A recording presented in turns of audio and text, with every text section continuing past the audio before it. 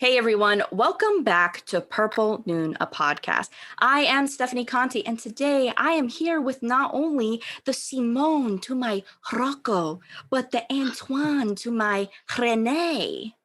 I have with me today Savanna Lanausse and David Blakesley. Hello. Sensei, woo! So, how are you doing, Savanna? Fabulous. Fabulous. And how are you doing, David? I'm really happy to be having another conversation with the two of you. You're back. Some of my favorite podcasters, and it's really nice just to keep this thing going. Wow. As a nice Southern lady would say, bless your heart, sir. Bless your heart. It's so great to have you back, especially you were our first guest last year. Was it? Were you our only guest last year? I think so. Yes. Yes. First and only guest last year and first guest of this year. So it is quite the honor to have you back. Well, I really appreciate the chance to be here, and I consider it an honor myself. I really like what you are all doing with your podcast. Congratulations on making it to 50 episodes. Woo! That really is a landmark. Yay. You know, a lot of podcasts come and go, and a couple months after people realize I'm not going like spectacularly viral. I'm not monetizing this thing. What am I doing?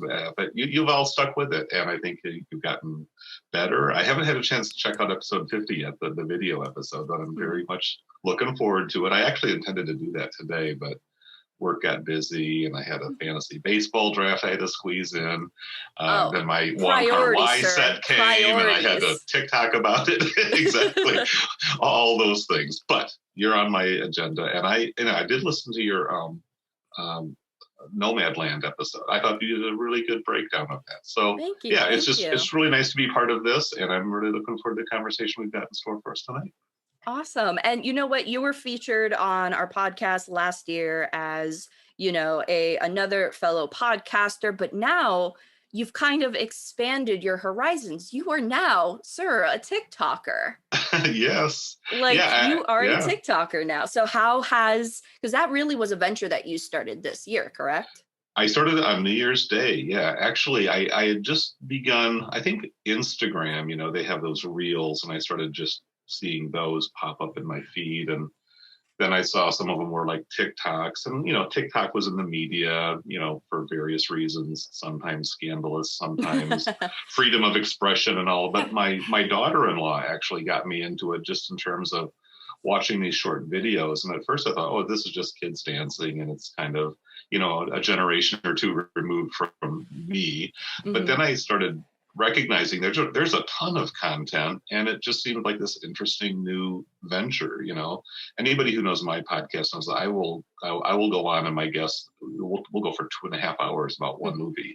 But I really like the discipline of having to make your point in a 59 seconds or less, and the engagement in that platform is absolutely off the hook. It's unbelievable how they circulate your stuff. Even if you made it like a week or two ago, it's going to be reaching fresh audiences, well after it's like out of my memory. And it's like, oh, cool, people are still checking that clip out. And I've kind of, I didn't exactly start off with this idea of becoming like a Criterion niche TikToker, but it sort of worked out that way. I did a video just kind of showing my big library downstairs, and it kind of blew up. And I think it's like at 35,000 views now. And anyways, I'm not here to brag up or anything. I just really love the idea of just connecting with this new audience, But to be entirely fair, your movie collection should really be deemed as like a historical collection, because you own every single Criterion known to man. Well, on the DVD and Blu-ray format, yes. But I know people who have all the laser discs as well, and they have even more rarities. So, you're always on the scale. You always know somebody who's even more like awesome or obsessive than you are. But I do enjoy like answering requests and show me this or show me that. I don't want to live on the app, so there's only so many hours in a day. So I try to do like 1 or 2 posts. It's very easy to live on the app too. Very easy. Oh yeah, and I've seen even feeling the emotions of like when I have like my top 10 list. I think that's around 50,000 views or something now. And it definitely gets a reaction. And I know that if I kept throwing out top 10 lists, I could probably get lots and lots of hits, but I just don't want to get too bogged down in that. Yeah. I just like sort of saying what's on my mind. I did one for the new Wong Kar-wai set that came in the mail today, and that was kind of fun. And just kind of, answering people's questions. I really am more about conversation and engagement rather than, hey, check me out, everybody. I know I've got a nice collection and I've been at for a long time, and people say, I'm so jealous. And it's like, you know what? You're 22 years old. I'm a lot older than that. I've been at this for a while, so give yourself some time. You got a lot of life ahead of you, and in the meantime, I'm happy to show you my stuff. So yeah, I really, like I say, I enjoy connecting with this mostly younger audience there, and finding out what are the old movies from years gone by that connect with younger people here in 2021. So I just really enjoy that whole experience, and I'm looking forward to more fun stuff, especially as my editing skills got a little bit better with experience and all that. But it's really, really great content. Of course, we'll put in the description your username and everything like that for TikTok, Sure. and of course Criterion Cast and everything, and Criterion Reflections. But yeah, and I wrote a comment on your latest Wong Kar-wai TikTok. I do not know if you saw. I did, yeah. Yeah. So as soon as I saw that, probably 2 minutes later, Savanna started getting messages from me saying with almost like a threat. It was almost threatening because I showed her a picture of my mouse right over the payment, but the payment option on Amazon for it. And I was like, am I gonna do it? Am I gonna do it? And she I just get messages all spaced out, just in all lowercase, do it. And you already brought me to the 99%. She was the 1% I needed in that purchase. So, but thank you for that. Hopefully I get it in tomorrow. It is an investment. It is an investment. Air quote. Well, yeah, and I'm really looking forward to digging into the films themselves. I mean, it's a beautiful little shelf item. It feels a little delicate because of the way it all folds and clips together, and everything's just, it's a really beautiful object, but you have to handle it with care. So, but it's about the movies themselves, right? And I think it's just going to be a wonderful experience digging into the world of Wong Kar-wai. So. Absolutely. And going back to TikTok and everything, it really is great, especially for and you could definitely see now a whole new movie community rising up on TikTok, especially Criterions. And for example, Savanna was doing on our Instagram for a bit, a little series called The Good, the Bad, and the Unboxing, where she was going through different Criterions and opening up. And Savanna, you've been doing that on TikTok as well. How do you feel is there a difference between Instagram and TikTok for you and your little segment that you're doing? I think TikTok, it definitely gets out to more people. I'm upset with TikTok because, and I told you this, I'm having a little standoff with TikTok. So I keep getting videos that go up to 600 views and 5 likes. So I'm like, okay, what's going on? What's wrong? And I realized what was happening is there was an issue with I'll actually talk to you about this later, but when I actually sent TikTok a help thing, I was like, why is this happening? They're like, oh, you turned off your comments. You muted your something I did something stupid. And I was like, wow, this is my whole career with TikTok. It's just because I'm an idiot and I forgot to do But luckily, hopefully, when those settings have changed, like David said, they kind of always recirculate. So hopefully that'll come back around and you'll start getting, because it was on, what was the movie that you talked about on the one that blew up? Wasn't it, it was the Criterion, Scorsese. Irishman. Yeah. Irishman. It was the Irishman. Yeah, it was so surprising because I think today you went up to 700, 800, but only had so I was like, what's going on? It's completely my fault. I was in a grudge with TikTok because I forgot to do housekeeping. So there's those little green slider buttons. You just gotta check them and hopefully they're all set. And once you slide them over, they should just stay there. So hopefully it'll work out. Yeah. Yeah.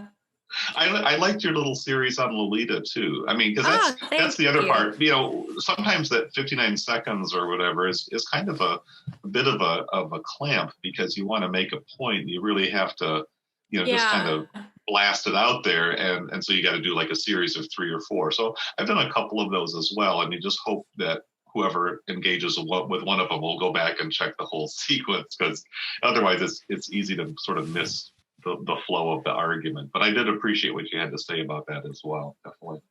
Thank you. It's something I actually talk to Steph about a lot. I'm hoping now she'll watch the movie, because I was always like, watch it.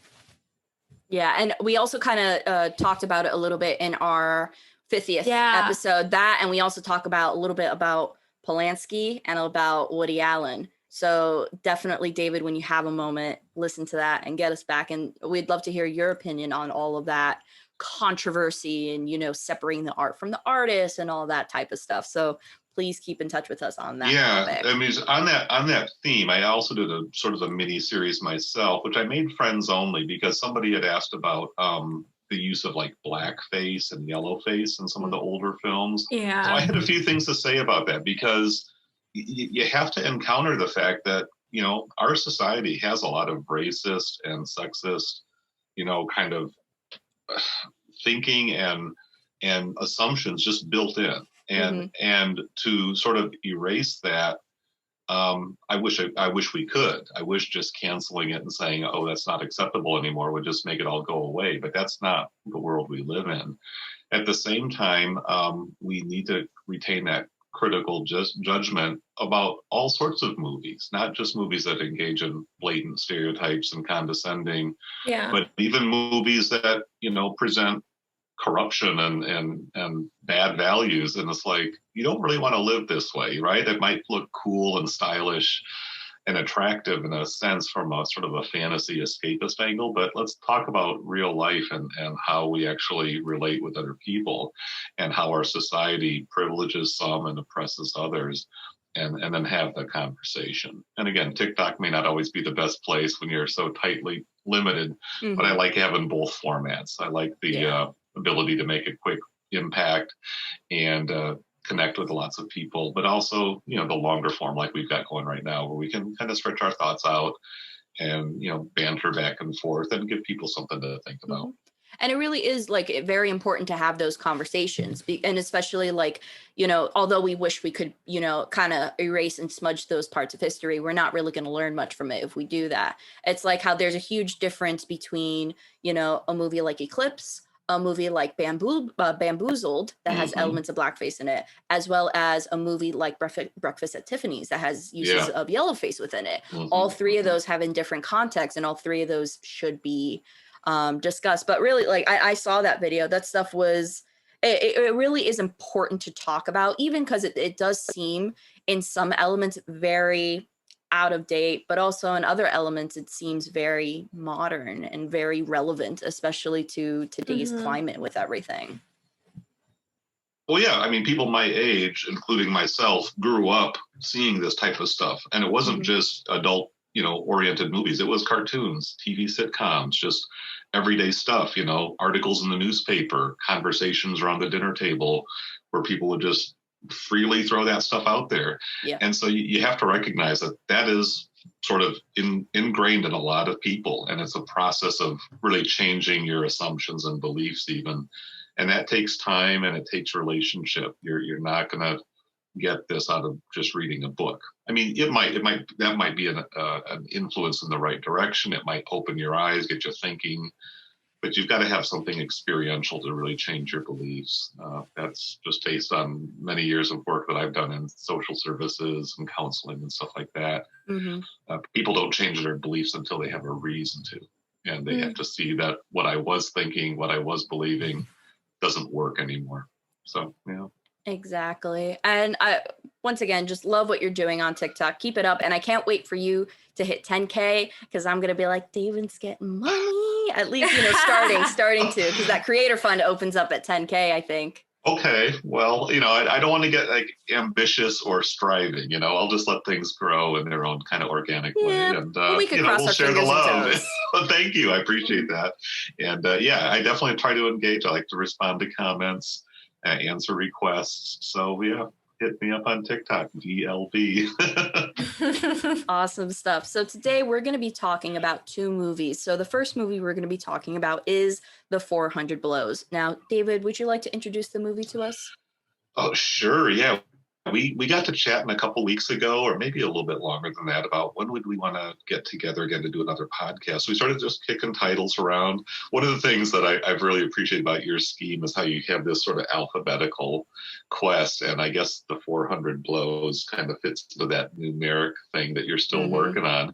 But that just kind of came up in conversation, and I was like, yeah, let's definitely talk about that, because it is so foundational to much of modern cinema. I mean, it's really the birth of the Nouvelle Vague, the French New Wave. Francois Truffaut is kind of this core director to the entire Criterion aesthetic and vibe, and just their whole, the library that they put together. He's one of their guys. When the Criterion Collection used to have a softball team, and their team was called the True Foes, like kind of a true TRUE foes, FOES, and it's spine number 5. I mean, it's just like so like essential to what Criterion's all about and has been about, even going back to Janus Films, which was the film distribution company that circulated these movies, and that's what Criterion kind of grew out of. So the 400 Blows really was kind of like this game changer in so many ways. I think it was 58, 59 when it was released, but it kind of came to America in the early 60s and kind of built its following. And the whole youth revolution and the whole phenomenon of what we think of the 60s really can sort of trace a big part of its origins to this film. It was a film that celebrated youth and adolescence, but also showed the complications and difficulties of that stage of life. And the serious problems and challenges that young people faced, based, again, very much on the director's own experiences. Francois Truffaut grew up in the 40s as France was recovering from World War II.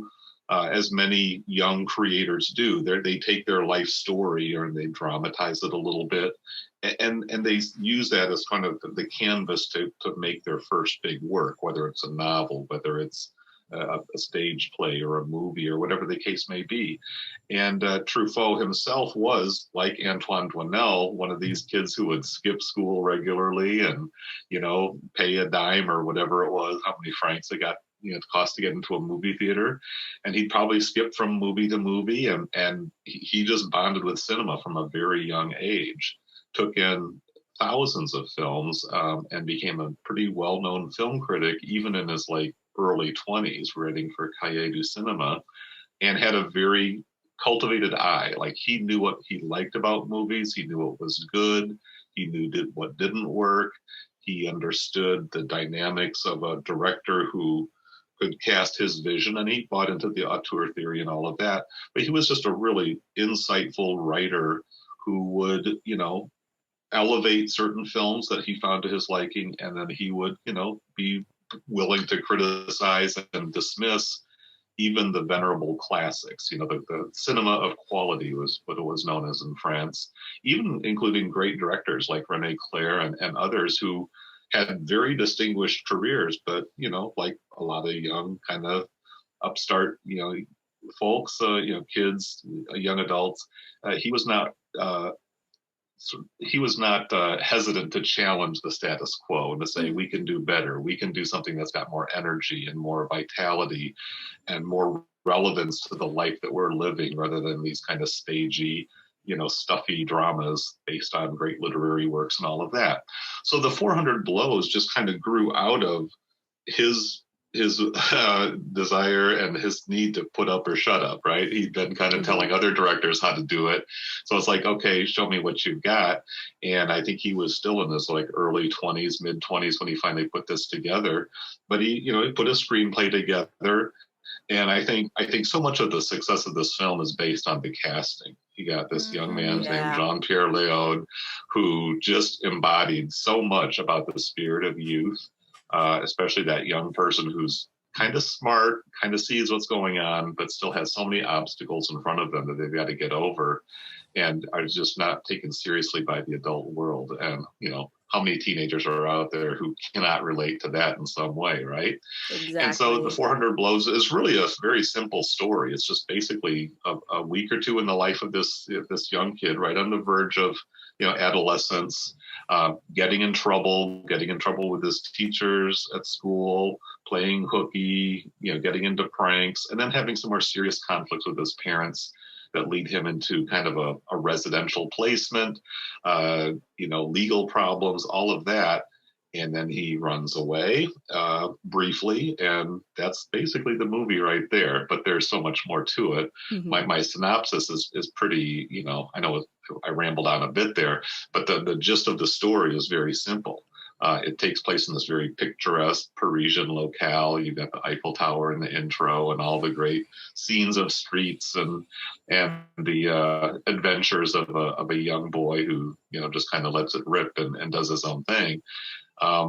But yeah, that's basically the essence of it. And so, yeah, I was very happy to talk about this one. I don't think either of you had seen it before. Am I correct in that statement or not? No, I had not seen this before. And for me, at least, in terms of Truffaut, I started on the opposite end. Actually, I think Savanna did too, because we both saw his later movie, The Woman Next Door, which was a film of his that was I adored and raved. And so I was like, okay. And I felt like that one no one talks about in terms of Truffaut and his work. So I was like, all right, if he, made a movie this good, in my opinion, I got to see what everyone is talking about with 400 Blows. I feel like everyone, at least at some point, like even like whether it's Criterion, I feel like 400 Blows is one of the movies that kind of like, it's very universal within the Criterion Collection. It seems to be one that either everyone knows about or everyone has seen. So I was really happy to be able to diverge into this and,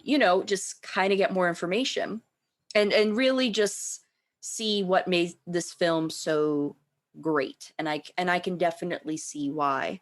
I do see a lot of cinematic elements within this movie that I think shaped, because this movie is 59, like you said, it came out in 59.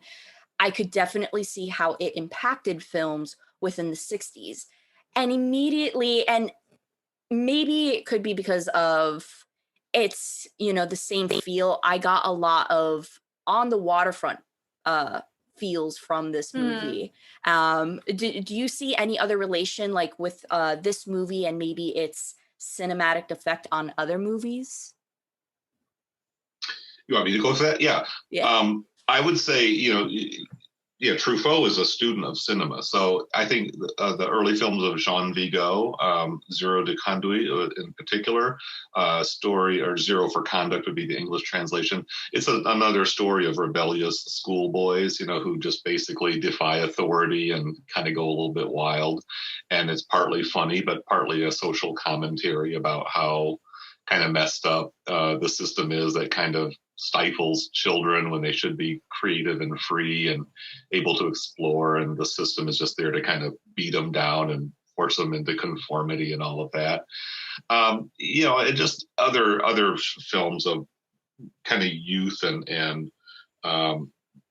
just that struggle of adjustment. I think even some of the the classic American noirs and things of that sort. Yeah, he wanted to get atmosphere, but I think he was also just trying to strike out in a direction that says, let me tell you life as I've experienced it. Let me try to capture my, my energy, my consciousness in crafting scenes that feel very genuine to me.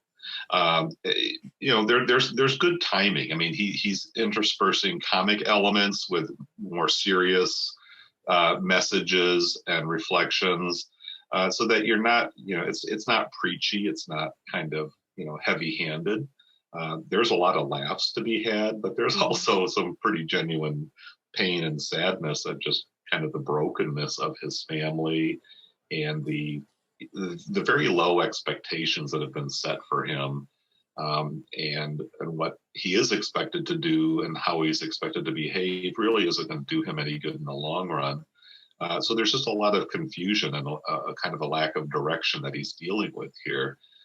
He's it's that rebel without a cause. I guess that's another sort of James Dean and that whole tormented youth. Of course, in that movie, James Dean is closer to adulthood, but it's that same feeling of like, why can't you people understand where I'm coming from, and what do I have to do to help you take me seriously? Because I know you look down on me as this kind of dumb, misdirected kid, and maybe in some ways I am, but I've also got something I want to say, and I want to express here. And I think the whole freedom of speech and just kind of the breaking of so many traditional boundaries in the 60s, whether there's a direct linear connection from this film to that, but he sort of tapped into that vibe, in the sense that we don't know exactly how it's going to look, but something's got to change here. And in the meantime, we'll have some fun, we'll have some adventure. The Antoine Doinel series, as it grows in later films, because there's 4 more films that came after this one with the same character, it gets into romance and adult themes of partnership and sexuality and career and all the kind of stuff that comes with adulthood. But this is just more that sort of that primal breaking loose after you realize the adults in your life are pretty flawed, imperfect people who will let you down. So you're kind of on your own, even already from a young age. Yeah, it really is like I said, I really understand why people so thoroughly enjoy this movie. But Savanna, I want to know, what were your thoughts about this movie? Because I really liked it. So what did you think about it? No, I really liked it too. I am a big fan for movies that don't talk down to their audience. I think a lot of movies tend to spoon feed, but this one, I think it treats its audience very like they're smart, because I think the characters are very complex. That was my favorite part of the movie, especially the main character. For a child, you kind of learn that, like, wow, like this kid is going through some stuff. And even the complexity of his emotions, you learn later on, like, he knows a little too much for his age and sort of reacts in this, well, this is how it is. And I really like the characters that are his parents, because you do learn their situation as well. And overall, at the end of the movie, you get this kind of sense that, like, okay, I kind of understand what happened and why it happened. So the movie is very cause and effect like that. So I do like having that timeline and knowing the characters on a deeper level. So yeah. I think just for that, the movie's fantastic. It's done very well. You really get like a huge scope of the array of emotions within each parent, and also, Antoine. Like, I remember at points where, it makes you go like, Antoine, you're such a dumb little boy. Why are you doing that? And other points where you're like, no, little boy, you're just misunderstood. And the world is giving you too much, too much on your noggin. But then there are times where I felt like the same way for the mother, where I've been like, disgusting, just angry at her, especially during the scene where, now. And do you know how old Antoine is supposed to be, David?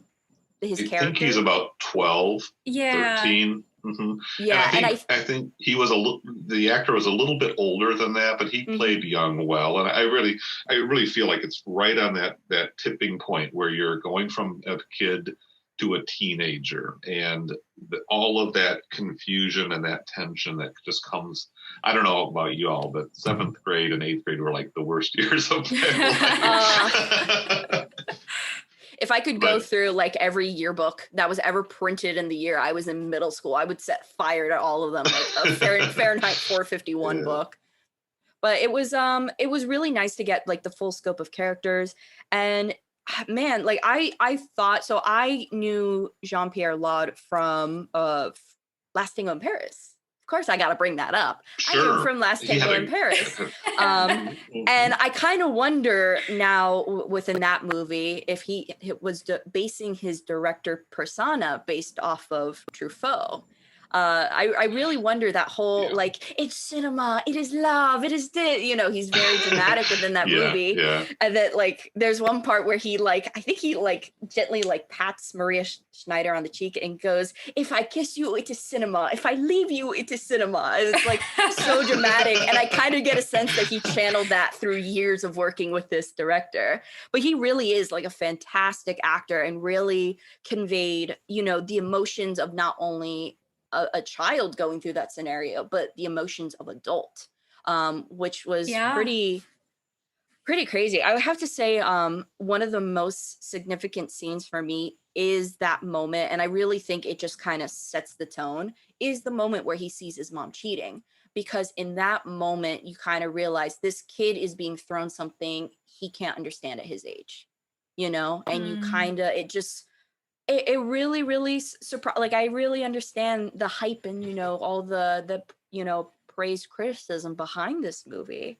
Was there any, David, for you, I know you had recently made a TikTok on the ending of this movie. Aside from the ending and its, you know, beautiful ambiguity, do you have a scene within this movie that really, really spoke to you or that you just really loved within this movie? I think some of the personality quirks of Antoine. I love the scene in the velodrome, that sort of spinning arcade ride where you just lean up against the wall and then it spins you around and the floor drops and you're twisting I actually went on those things back in the early 70s. There was when I lived in Pittsburgh, Pennsylvania, there was a park called Kennywood, and they had one of those things. I don't know, do they do those types of rides anymore? It seems like just they do. It's like carnival rides. Yeah. I think they're called Tilt-A-Whirls, but I'm not too sure. I could be. But are they like as rugged as this thing? This thing feels like industrial. You have to wear straps now. They usually have straps to make sure you're not just like walking all through. Because that's the thing. You could like turn your body completely sideways.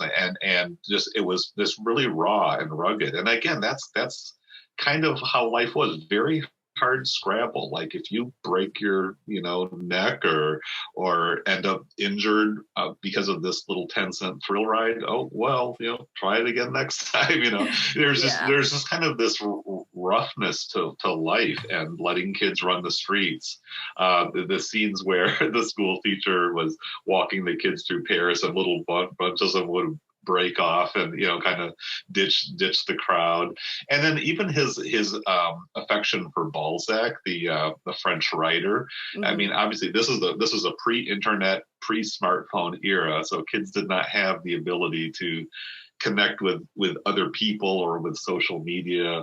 So, and if he wasn't at the movie theater, he was reading his books. And that little shrine that he sets up to Balzac, because here's a guy who sort of speaks to him and shows him something of this larger world, except he ends up starting a fire in his house. Like, that's a completely perfect knucklehead 12-year-old thing to do. Yeah, it was one of those things where as soon as like he draped the little curtain that he made, I was like, what is this kid doing? It's not going to end well. No, not at all. Yeah. And how about for you, Savanna? What specific scenes or sequences of this movie did you really appreciate? Did any of them speak to you? Yeah, I liked most of the scenes with the dad because I think the teacher and the mom, you saw off the bat, like, okay, these people suck. Like, they're not good, Yeah. But I think the dad was a lot more subtle because at first I was like, oh, okay, he gives them money for lunch. He shows up, And then later on in the movie, like, he gives up his parental rights. It just, it's a progression with especially the dad. So I think that is definitely for the director, for the actor, such a small but important moments in the film, because I think he was just very significant in Antoine's life, especially because later we find out he's not even the real dad. So just the fact that this guy came in, sometimes is buddy with the son, and then is just like, you know what, you stole something and, you give us your pain. I'm going to give up my parental rights and you're going to go away. So that was for me like very significant and very smart because I think Maybe not, but most of the films I've seen from that time period don't talk about the subtle neglect. You know, you see physical abuse, you see emotional abuse, but I think the dad was just very subtle and a progression. Mm-hmm. And I think the relationship between the parents and the kids, you know, you had, like you said, the dad, you know, being like, love you, son, all things good here. And then at the end being like, bye, never want to Yeah. see you again. And then also kind of having the same, a similar scope with the mom, but going like, I don't like you, let's just send you to school. Then, oh, you know, a dirty little secret of mine, so I'm going to be okay with you and I'm going to love you and give you kisses, and then go back into, yep, I don't need you. Who cares about you? And like, I think that was so important to put into the movie, because you literally see kind of like this infrastructure of family being taken away from him. And it's not like one of those scenes where it's like, or movies where it was never there to begin with. He got glimpses of what It's the just up and ideal, down. exactly what Yeah. his family could have been. And then Mhm. to have that all, you know, taken away and everything was just really, and you know, compared to the movie that we're going to talk about next, this movie is dramatic, but it's not over the top. But it really did a Right. good job, really giving all the drama, the details, and the pain at a subtle regard, not over the heads. No, you know, things aren't being thrown. The typewriter wasn't chucked at the kid or anything like that. Nothing that crazy or anything. It was Yeah. all just very internal, and as you know, Antoine felt it, you could feel it too. And I think, and that's harder to do in terms of making a movie, I feel personally, making it subtle where, you know, it's not these Yeah. outlandish regards to convey the emotion, it's these subtle digs that go into the character and that you can feel as well.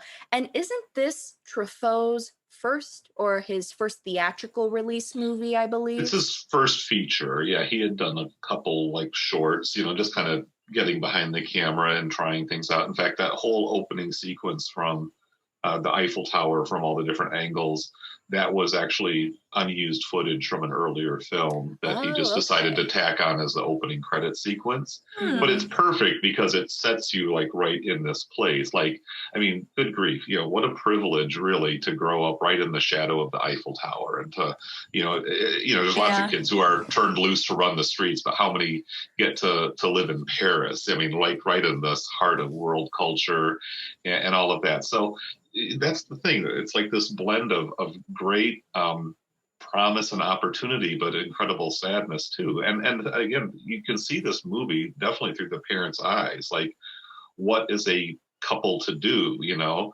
At some point, the father and the mother fell in love. The father did, quote, the grand gallant thing by taking in a woman who had a bastard son, and especially back in that era, that was kind of a risky thing to do. And obviously, she's an attractive woman. They want to get together, and the kid's part of the package, and he does does what he can. Mm-hmm. But this kid really turns out to be a pain in the neck, and it creates lots of problems for them. And as parents, and again, the reality of kind of a blended family, and just the candor of just sort of telling it like it is, without, you're right, Stephanie, without going into the theatrical hyperbole, but just saying, this is kind of the crappy stuff we have to work through in everyday life to make something good out of it. And when it doesn't work out, well, the kid gets sent off to the institution and they're going to try to fix them, Mm-hmm. And that's another part that speaks quite profoundly to me, because I work in that actual field. I've been a part of doing residential treatment with emotionally troubled, abused, and neglected youth for over 30 years now. And I'm more like on the administrative side, so I'm not as directly into the work with the kids. But I have many years of experience working with kids like Antoine Duanel, who've been dealt a really terrible hand in life. And, I would say much worse than Antoine, because I don't think he was as severely abused or neglected as a lot of the young people I've worked with. Right. And so it's a way of saying to a society, this is what's happening. These are what these kids are going through. And we do have a responsibility as adults to take care of our business, which is bringing up children in a healthy way. And that's been a cause that's been very dear to me for a long time. And this is, again, a movie that sort of confronts its audience, not again by clobbering them over the head, but saying, look, here's a sensitive, perceptive, very capable person who's being sort of led down a dead-end path unless we can provide him and others like him with a much better system of support and honesty. Tell us what's really going on. Don't lie to him. Don't try to paper over the problems. Let's get real here and try to make the situation better. And I just really feel like that candid, honest, reality check was very refreshing when you think about films of the 50s, which even though we love them, there's that theatrical element, which always makes it feel like, well, that's not exactly how real life goes. Yeah. They hype it up a bit, Yeah, and I think this is a movie was so important because this is during like the height of, especially in America televisions where you always had, the son in the movie that was, sure. like a Dennis the Menace type of thing, or, just some little idiot dumb kid who or just the whole Leave It to Beaver and all of that, right? Exactly. Yeah. So I think this really showed, and I definitely think this movie was very important for the time it was released, especially within, I don't know how at the time, maybe French cinema and French TV kind of viewed young boys, but I definitely know that this definitely probably had an impact on American cinemas when it was brought over, and kind of the view of it seems such like a huge typecast now when I think of it. Like, I feel like all boys on TV shows, young boys from, the 70s to, 40s during like the golden age of television, all kind of played the same, like, I'm just going to be, a menace to you. And I'm just, I'm not the parents' favorite type. So I think this was a very, very important movie, and it still is today. Very, very important. And the message and everything is still very sound to today. And I think parents having that connections with their kids and understanding like, hey, your kids are kids, they're not adults. They shouldn't be faced with certain things. And as well, you should be more understanding to certain things. Now, before we get to our next movie, I do want to get both of your guys' opinion, and I'll start with David first. So David, as we said in the end, Antoine kind of just runs away. He runs away from this thing. What do you think him running away meant? Well, he mentions earlier in the film he wants to see the ocean, and one of the considerate acts, you might say, from the mother's side is that when she was looking for a placement to refer him, she said, can we find a place that's near the water, near the ocean? And I don't think she was doing that to set him up so that he could run away and get there within a few minutes. But I feel like, first of all, as a narrative thing, it's remarkable because you're getting out of the urban environment. I mean, he starts like right in the heart of Paris, and then he goes out into this more of like a countryside setting where the youth facility is, and he meets these other kids from presumably all different parts of the country who've been sent there for various reasons. And then he makes his break. And again, I have already referred to it once, but rebel without a cause. That's kind of where he doesn't exactly know where he's going. He just wants to see the ocean. He just wants to have that sort of moment because it's something that he knows is out there. It's big, it's vast, and he's never seen it before. So he wants to just check that box of experience. And then he gets there, and now what? Yeah, and then the freeze frame occurs with the little zoom in. Right, and so it as a cinematic sort of gesture, it's pretty expressive. It's totally unforgettable, and it really, it sets the whole tone. And it wasn't maybe the first ever freeze frame, but it certainly was quite remarkable. And how many films have we seen since then that end on that sort of punctuation note, Mm-hmm. But yeah, he's like, okay, he's done it, and now what? And that's where the audience is left. It's like, what's going to become of this young man? And the attraction and the intrigue that it created in that last shot was enough to spin off 4 sequels. So there you go, right? Of course. Yeah. Now, Savanna, do you agree with David, or do you have your own little personal view? Yeah, no, I think I agree with David. I would say that the character is just kind of used to rolling with the punches. Like, he comes from a very abusive home. Well, not, neglectful, emotional abuse. And you see him, how he kind of handles that. He he steals a typewriter, he skips school, big deal, right? But then he gets sent off to this military school. I don't know, it's a reform school, right? Something like that. Mhm. And I think he's just, if you notice, he doesn't really react a lot to it. He's just very, even when he's talking about how his mom didn't even want him, how he knows all this information, he's just still kind of rolling. This is how he takes the information. There's a scene with his mom where she's like smiling and she's like, yeah, your dad never wants to see you again. And he's just Yeah, very bitter. stonewalling.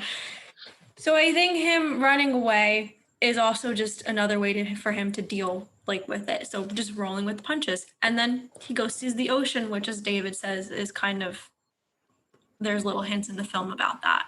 So yeah, I think now it's just kind of like, what do I do next? Do I keep rolling with the punches? Do I keep just having to deal with all this? And I think his little pranks, his little, little activities, whatever he does, is a way for him to deal with that. Poor kid, he stole a little typewriter and he skipped school. Like, not the worst kid ever, but yeah, normally when you steal a typewriter or something, you usually get, spanked or yelled at or punished or whatever for that times. But to get disowned, a little harsh, Yeah. So I do, yeah. Mm-hmm. I was wondering when in the moment, because it kind of seemed very spur of the moment when he just kind of sees the gap and he just runs for it. I really wondered if maybe in that moment the character kind of realized all of what made him a kid was gone. All of his innocence, all of everything. He realized in that moment he wasn't a kid anymore. And I wondered if maybe it was a sense where it's like, I don't belong here. This is a juvenile. I don't belong here. I belong to be in the real world and to make money, like how he kept saying before. Yeah. But he kept coming back to home because he was like, no, because I think his family issues and his relationship with his parents at the time was what kept him back. So I wondered in that moment if maybe it was the intention for the character to be like, no, I'm not a kid. I don't belong here. And then that's where he breaks free, doesn't know where he's going, but just goes, Sure. Mm-hmm. That was just my little wonder on it. But of course it is ambiguous. And I love ambiguous endings. Some people don't like that. I really love ambiguous endings. I love being able to have open-ended conversations on ending like this. So and I think that's another really innovative element. It was like it puts you in this kind of uncomfortable, unresolved place. Yeah. And you're right, not everybody likes that. I mean, a lot of people go to the movies to have the little snappy ending or tell us what it's all about or guide me to some kind of resolution. And Truffaut's like, there are occasions where things kind of come together and you sort of have this culminating moment in a saga, but most of the time life just kind of keeps going on. And even the psychologist interview that he does, and that was really Jean-Pierre Léaud was kind of given just a few prompts, but he just kind of improvised a lot of that.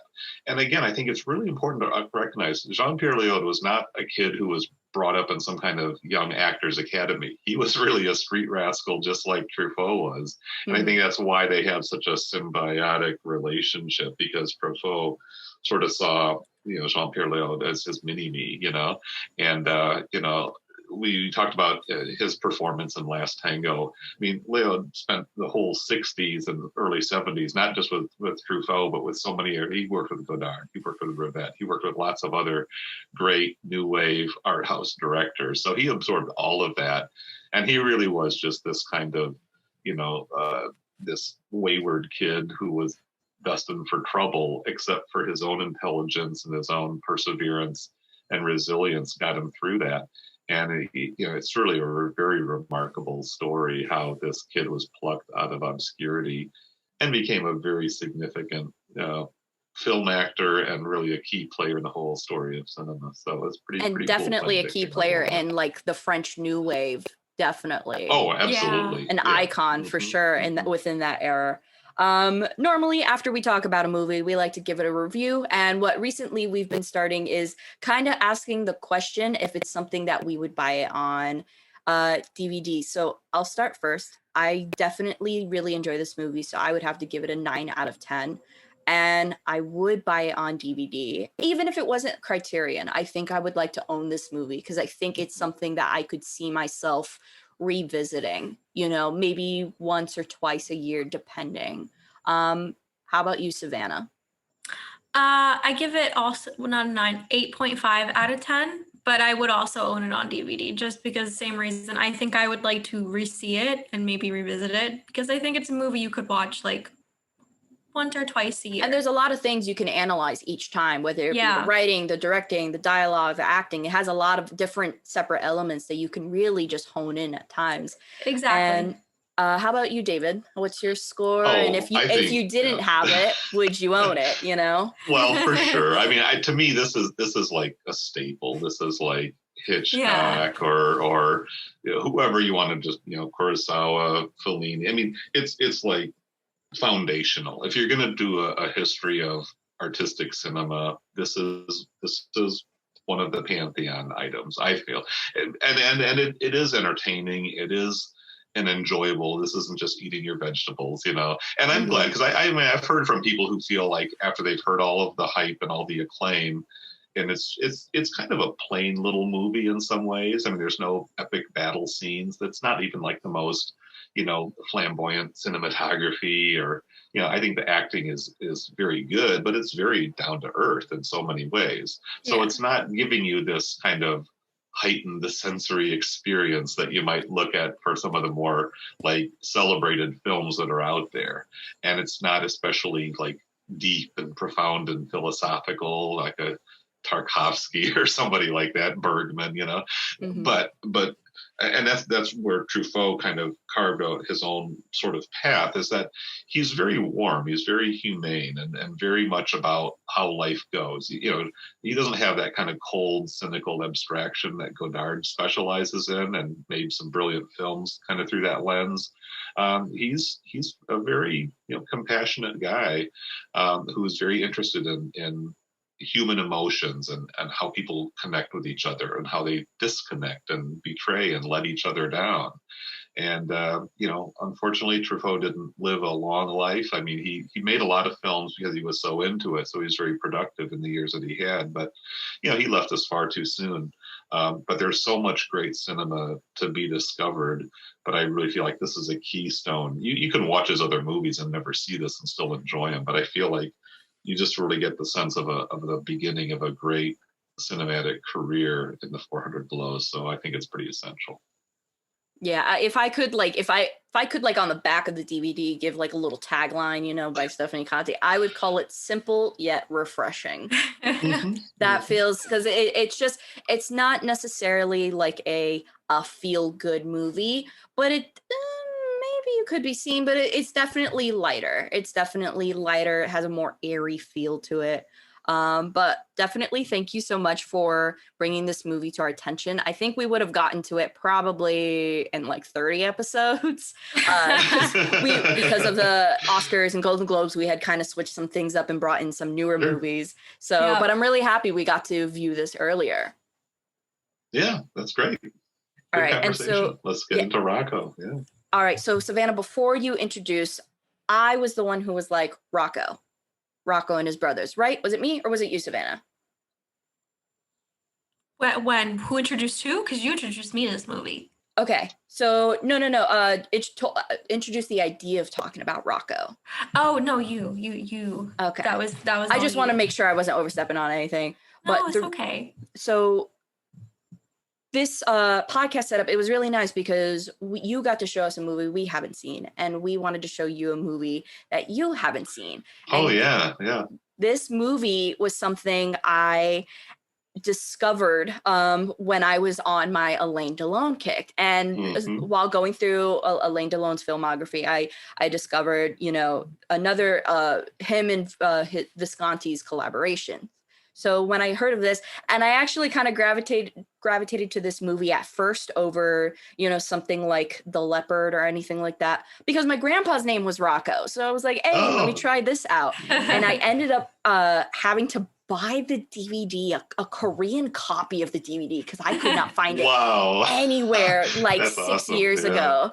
And luckily it had English subtitles and everything. But I remember seeing this movie, and it was also recommended in Martin Scorsese's like 39 movies you have to read in order to be a director or something like that.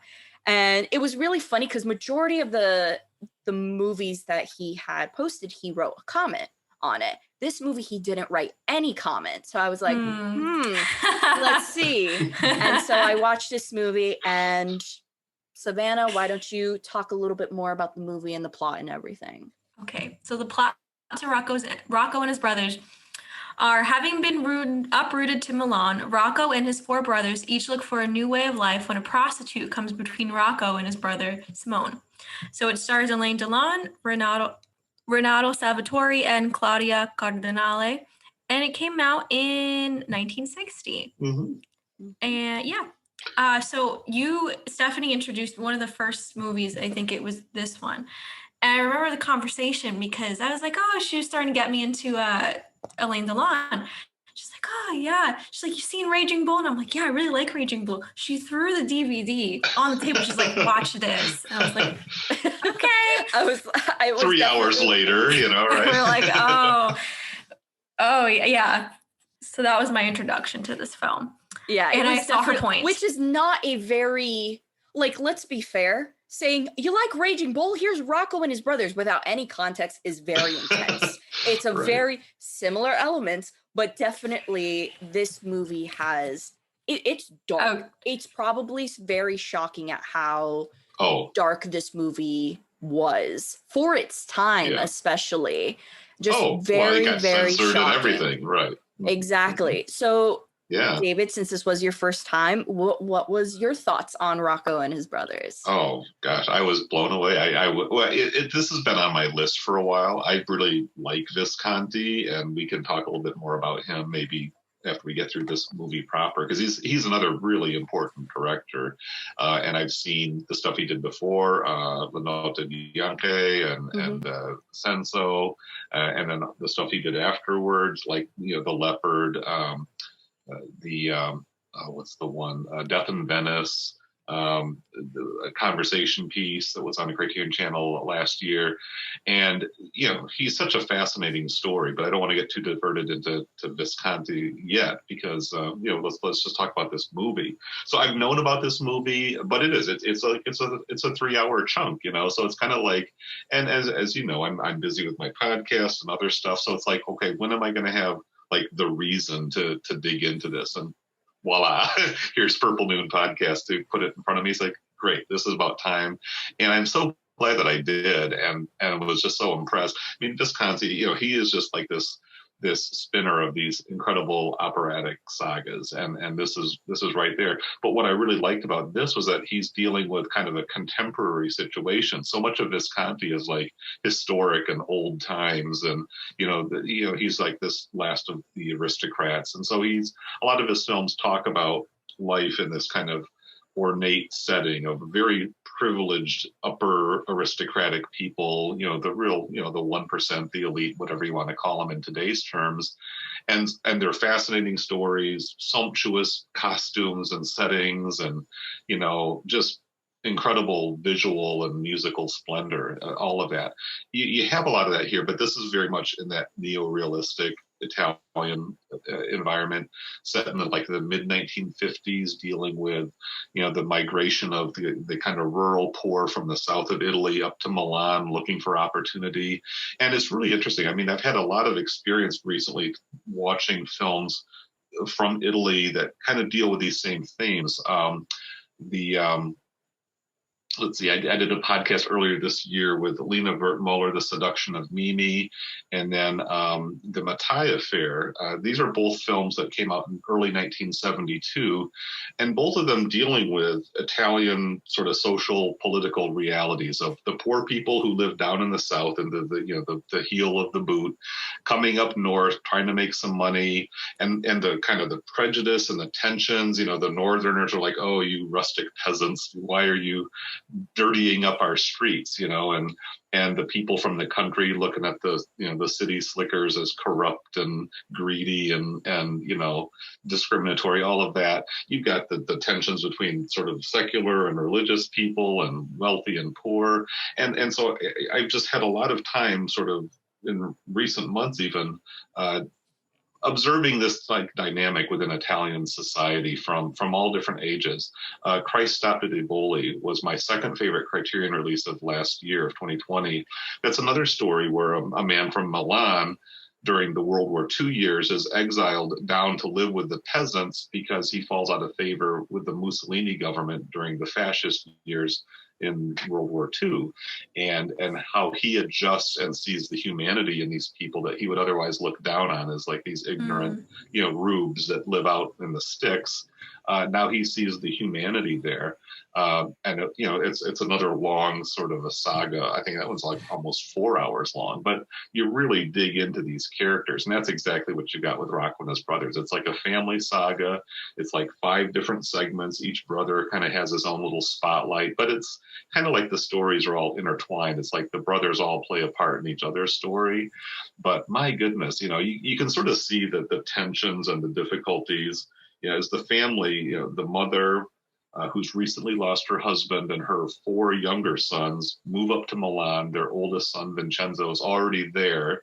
They sort of drop in on him as he's announcing his engagement of all things, and like, "Oh, I wrote you, Mom, but you didn't see the letter," you know. And it's like, you know, and right from the get-go, all those tensions come to a boil. You know, here's the groom, or the groom to be, with his beautiful, you know, fiancée Claudia Cardinale, and this is when she's still somewhat unknown, but as gorgeous as ever, and now here comes the mother-in-law and her 4 sons, all of whom look like models out of Central Casting, you know, a really gorgeous family, including Elaine Delon, right?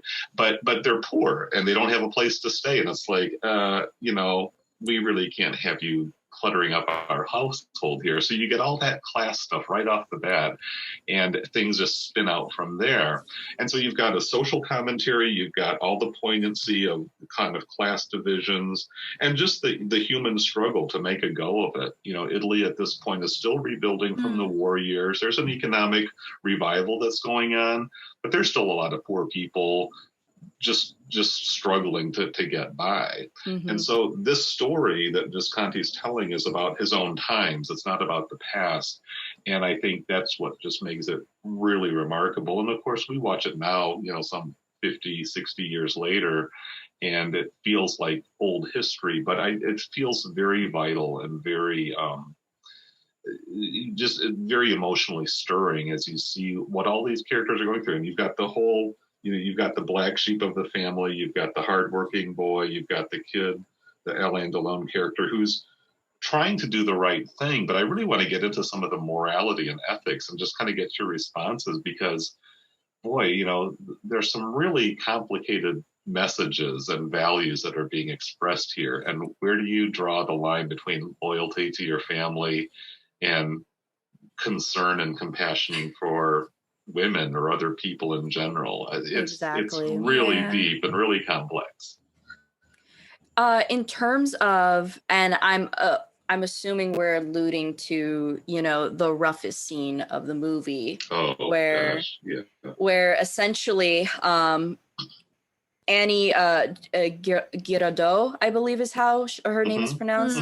She plays the character Nadia, who plays this prostitute, and it's such a complex, like, and you know, all the characters in the last movie were complex, but man, it's not all the characters in this movie are complex. All the characters in this movie have a complex, you know, whether it's Alain Delon trying to be like, I just want to be mother's favorite and just be the good son, the prodigal son. And then you have, Lord knows what Simone is doing. Lord knows what's going on in Simone's head. And then here we have this prostitute character, and I loved how this prostitute character was set up, because when you first look at her, it's not like in the traditional way. Like when I think of prostitute in this time era in Italy, I think of Sergina, at the beach, and just with the wrecked makeup and everything, that very stereotypical. Or the literal streetwalker under a street light at night, on the corner. Exactly. Right. So to have this very well put together, well-mannered woman, and then just kind of go like, oh yeah, I'm a prostitute. And then she meets Simone, and it's just already from like, it's the moment where this woman, it's kind of like a moment, because here is this prostitute who gets with Simone for a little bit and then is like, no, I don't want you. And I can definitely see in this fragile masculinity character, Simone, going, what do you mean you don't want me? You're a prostitute, and just not being able to kind of understand, from being so coddled and being raised as like, oh, because I think it starts off with Simone is kind of like, oh, the prodigal son, he'll be in the box. He's the favorite child. He's not the oldest, save us. Right? But he's got the build, and he's just mama's little pet, and that's just who he is. We don't exactly know why or how he got there, but that's what he. And not being able to handle this sense of rejection by, of all persons, a prostitute. I think it's just, it really touches on concepts you don't think about, and concepts that you don't think people would go through. Like, even in today's society, to like even just say like, first of all, prostitute, prostitute is not as a much used word as much as it was within the 60s, especially 60s Europe. And to also now to be able to say today, like, I was rejected by a prostitute is kind of like, how did that happen? And so I really love how this movie really portrayed her character, and how she, not only how they view her, how all the different brothers view her at some point, but how she views, both Rocco and his brother, Simone. How the Simone is vile, disgusting, he's just a brute. He's just a brute boxer, I want nothing to do with that. But then there's sweet angel babyface Elaine Delon, who's just trying to do good in the world. And she instantly, throws her entire past away for him. Is like, nope, done. The plate has been cleaned. That is no longer I.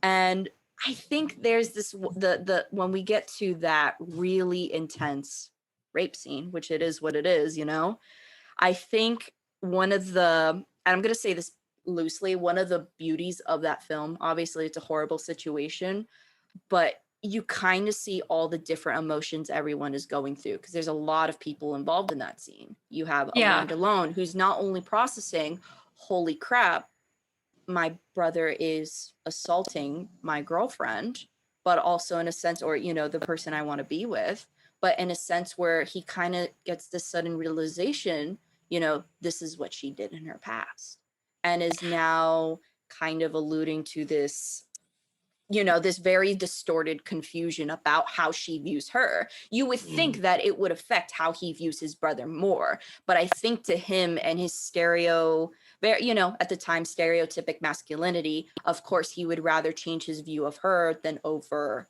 the brother, because it's just, at the time, it was the easier thing to do. And then even like having all the men who were there kind of just being shocked at what was going on, I thought that was pretty, because I for that time too and everything, I really liked that they used the fact that those guys are kind of there, those strangers are there just like shocked, because it really just brought in that shock value to that scene. I think the film has a lot of interesting comments about sibling rivalry specifically, and the relationships and how important they are and how much they define us. And then they also have very interesting views on like women for the time. Even with her being a prostitute, I was mildly like, just like, wow, like she isn't, like you were saying, she's not stereotypical prostitute. They didn't overly sexualize her. They didn't insinuate anything, like with that scene going, the rape scene, that like, oh, like, see, this is a prostitute. It was just very interesting how they even made a storyline about her being like, yeah, I'm not gonna be with you. I have a choice in this matter. So in that sense, there's a very unique commentary about women, and they sort of cross that over with like, oh yeah, also these two brothers, this is how it connect. Like I think the way the film makes different connections and has different social commentaries in this one story is kind of what makes Rocco and his brothers unique. I think that's exactly why it got into trouble too, man, because they're portraying a whore, a hooker, a slut. I mean, I'll use all those pejorative terms because I've read reviews from that era. Like I like to go back and read reviews from when films were first released. And that's how the reviewers like spoke of that woman, in this very demeaning, shaming type of way. But that was just, again, sort of the mainstream of how people who did that type of thing were reviewed or were regarded. And I think Visconti, I mean, he wouldn't maybe put it in so many words, but really Nadia is kind of a self-empowered woman who's charting her own course. She's not necessarily, maybe there was something that happened where she couldn't get married or didn't get married, or she already just fell on the wrong side of the tracks. But in a way, she's making the best of what life has given her. I'm not saying that everything she does is moral or proper or anything, but she has this kind of independence, and she's not just going to be, needing a man. And, even though Simone may think he's something special, he's just another guy, to her. Yeah. She's been maybe a bit of a good time girl, somebody who likes to party and socialize and just kind of go out and have an adventure. But she's not really going to take any of these relationships very seriously until she meets Rocco. And Rocco does have this sort of purity, this earnestness to him. He is sincere. He's not jaded. He's not cynical. And so he does stand out as a different type of guy than the typical young Italian man that she might otherwise meet. The typical mama's boy for that picture, Right. And she's used to doing business, and her relationships are more transactional. But now she's being portrayed. I think she's actually the most sympathetic and pivotal character in the entire movie that's not named after her. And I think Rocco's got some serious problems too. We can get into picking him apart in a second, but she really is kind of an extremely tragic figure. I mean, she's raped, ultimately killed, and my goodness, they do not pull their punches for a film of that era. They really go there, and it's still pretty staggering in an era where we watch all kinds of extremities and graphic depictions of this or that. That was really disturbing, maybe because it was a movie of a certain age where I didn't expect like the stabbing, and it's like, oh my, it's so heartbreaking to see what's going on there. And it is operatic, and it is, hyperbolic melodrama and all of that, but it really produced a very powerful emotional effect to see that whole story kind of go down. I've watched it twice. I never liked a podcast about a movie until I've watched it twice. It's my own thing. 6 hours, 6 hours of preparation for one film. Wow. Well, for the last, I watched it twice in the past week just to really understand how the whole thing is drawn together. Because again, this Conti, I mean, there's no throwaway scenes. There's no accidents. There's no kind of spontaneous, just let it rip and see what happens. It's very carefully planned and edited and orchestrated and all of that. So you really want to appreciate, the structure and the integrity of how this film was pulled together.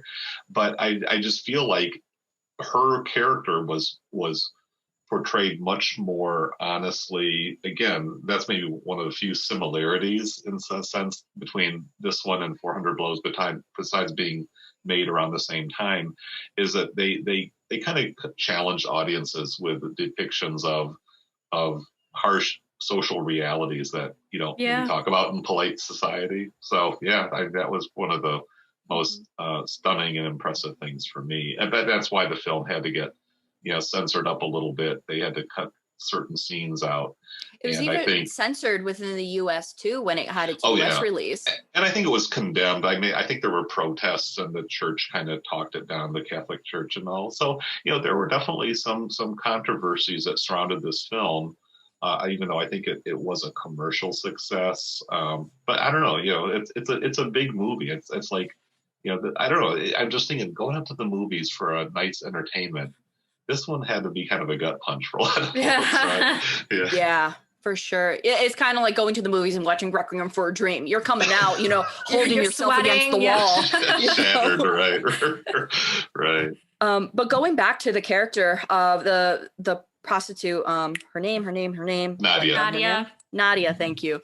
I think one of the important reasons why that they portrayed her as this, just average, very pretty, smart woman. And I think the reason why they had to do that was because if someone like Rocco, who's portrayed as very, very innocent and, very, very very pure at heart, it wouldn't have made sense for him to fall in love with a Sergina type, with the dancing on the beach and the little moves and all that thing.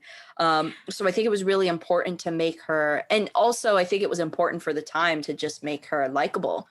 She carried herself very well, and despite her job and what people may have perceived at the time. I really like the fact that it did give, that people who had that job at the time, or, even today, they're still humans, they're still humans, and they're not just, dumb drug addicts that wear, only the tankinis or bikinis, whatever it may be, that they are actual real people at the end of the day. And I think that was also, once again, and I say slightly empowering because she does die, so it wasn't fully empowering. No, it wasn't all the way empowering, but it was slightly. It was getting there, and I liked what Visconti was alluding in terms of the role of the prostitute, as well as I really, really think in terms of all family dramas.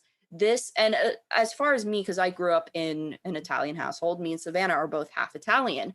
This really hits traditional home Italian family of values, as well as it does an excellent portrayal of what happens. Like, for example, when Simone kills Nadia, that didn't become Simone's problem, that became the family's problem. And I think that is a huge thing in Italian culture, and even in just like majority of European family cultures, that is at the time so prevalent, especially like old age family culture and things like that. So I really love how, especially when, the scene where Simone admits to Rocco that he killed Nadia, and then you start hearing the wailing from the other room, and then the mother starts seeing blood on the wall, and she makes the connection. And I like how she automatically makes the connection, because I like how she was aware that her son was not doing well,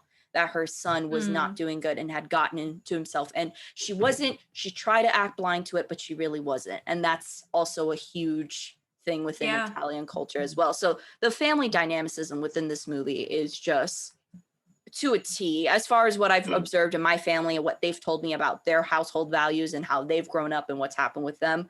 To the T, this really hits the nail on Italian families and that dynamic between them. Going back to your point about Nadia, I think if they would have portrayed her as like the streetwalker type, it actually would have, in my opinion, changed the premise of her character and even the film a little bit. Because, if he kills this woman and she looks, all to the nine, People everything, might look at him as a hero. It would have been victim shaming at that point. The reviews would have been like, oh, well, what does she think? You know what I mean? She's a common whore. What are you going to do about it? Right, yeah. Right. So I think they were also smart to protect the character in that way. And your point about the Italian family, I also observed that like they all probably knew what was going on with each other. There was this common understanding like, oh, Rocco is this way. Simone, we're going to just this part. So I think your point about like everyone kind of knew and just, we're going to continue with our day to day. The mom and like the brothers like Ciro and, Victor, I think the other one's name was, they'd be like, would you believe that the prostitute your brother was sleeping with is now dating Rocco? Like, they were talking about it too. Like all of them knew, but decided to keep hush hush about it. It just you know, really solidifies the point that like every decision everybody made in this family just connected and at one point just kind of circles around. And it became the family's issue, especially the death of Nadia. You kind of see how this family like, all right, we all have to face this fact now. So I definitely agree with your point with the family dynamic. Yeah, and I think, you know, that code of honor is just like so strong and so pervasive. And I really appreciate both of your insights on how this connects to your own sort of experience of family life and you know, blood is thicker than water and all of that. And yet at the same time, I guess to me it's like you have to use some discernment here, because Rocco really sadly becomes almost like an enabler of Simone in so many ways. I mean, Yeah. Simone is a rapist. He is an abuser. He is a cheat. He's a thief. You know, he's you know, he doesn't even take his boxing career seriously. You know, he's drinking and smoking and partying, and he's not doing the things that you got to do if you really want to be a serious fighter, even a moderately mediocre successful fighter, you know, who wins some and loses some. You still got to get in shape. And Rocco doesn't really like boxing. He doesn't have the same build and gift for it, but he sort of takes it up because he sees his brother flailing and failing at it. So then Rocco has to step into the ring and literally takes a pounding just to bail his brother out, you know? And it's like, dude, you've got to get your own boundaries together, because I mean, family is important. And again, I mean, I've got siblings and people that I love, and I would do anything for them. But at the same time, if they go to a certain point, they're grown-ups now. They've made their decisions, and I'm not going to sink the whole ship if they're already kind of showing that they're a lost cause. And that's where I'm like, Rocco, somebody needs to knock some sense into you. But I do understand that code of honor and that machismo and that all of those things are so pervasive in his upbringing and his sense of duty that he will literally, you know, downplay his brother, the rapist and murderer, because family honor sort of demands it. What a messed up situation that is. Yeah. And which, by the way, half of what he witnessed, you know, he didn't see the murder, but he saw, like, and I think also, like, to recall that I think at the end of the day, like, the reason why Simone did the raping in front of Rocco wasn't on behalf of Nadia. He wanted to get back at his brother. Right. He was exerting his authority and his prominence of place. You're the little brother. I'm the man of the family here. Mm-hmm. Yeah. It's just so, I think it's so, like, beautifully written, these characters and all, you know, for a 3-hour movie, you could easily make this into like a 16-hour limited TV series with all the drama and everything going in and out. But I think that dynamic between, and it's something, once again, that I've been able to see with, like, you know, stories of, you know, my dad and like and my uncle, or, you know, my mom and her sister, seeing things like that, where it's like, you always have, like, kind of at some point, the one sibling where it's like, I'm the best and I know it, and then the other sibling where it's like, you're not, and I have to take on all your crap, and I always have to cover you and everything. So I really, really love the, once again, family dynamic, but also the sibling rivalry that occurs. And it's also so crazy how, in a way, it's Rocco kind of takes over Simone's life, and Simone doesn't even care. You know, he's just so too, like, belligerent and too drunk to even really notice that he took over the boxing. Because at no point did I ever think in the movie that I understood that Simone was upset that Rocco had to take over the boxing career. I think at the end of the day, what caused Simone's greatest decline was not being able to handle rejection from a woman. I think this was ultimately the root of every single problem within this movie, and he ended up deflecting that onto his brother and saying, like, you're the reason why she rejected me. I can't be a bad person. I can't be scummy. You're the reason. You told her something, you know, or something like that. Well, and the fact that Rocco just kind of hands her over to Simone. I mean, it's like, oh, well, I was out of place, you know. Oh, I didn't know that he quote loves you so much. no, what he did to Nadia was not an act of love No. or No. commitment or anything. There's nothing excusable about that, and that's just the great tragedy of Rocco's blindness. But again, this messed up patriarchal system that had been drilled into this whole culture and is so strong. And I mean, I think it's another example of sort of the old country ways versus the modern urban ways, because Yep. you know, Nadia is a modern woman. She's kind of does her own thing. She drives her own car and makes her own money. That's not the role that women had down in the southern part of Italy, even at that time, you know. And so she sees guys, she'll take it or leave it. Once a guy sets his eye on a woman from the traditional culture, it's like, well, you're my property now, you know, and if you reject me, you have no more life because I've claimed you. And that's, I don't know, it's just, you know, as younger women yourselves and as listeners in today's society, I mean, it's just like, what a fearful burden to have to live under that kind of pressure. Like if I don't get with this guy once he's made the claim, he will rape me, he could kill me, that could be the end of my life. Like, what choice do I even have? It's just, I was just really kind of shaken to be brought to confront the fact that countless women have found themselves in situations very similar to that, you know, throughout history, but not that long ago, and maybe even nowadays in some cultures too, you know. Yeah, especially and there's been, you know, on TikTok there's been a lot of like trends, like the 97% has been a big thing that's been talked about, because in the UK a young woman, you know, was raped and killed by a police officer, you know, and it's just so frightening and so crazy. And it's so crazy to think that even, you know, and it's a good reminder with movies like this, and a reminder that issues that happen then are still issues that happen now, and vice versa. And it alludes that the issue with, you know, all this Nadia and all of what happens to her, you know, not even did she deserve any of it, but that almost it can happen to any woman.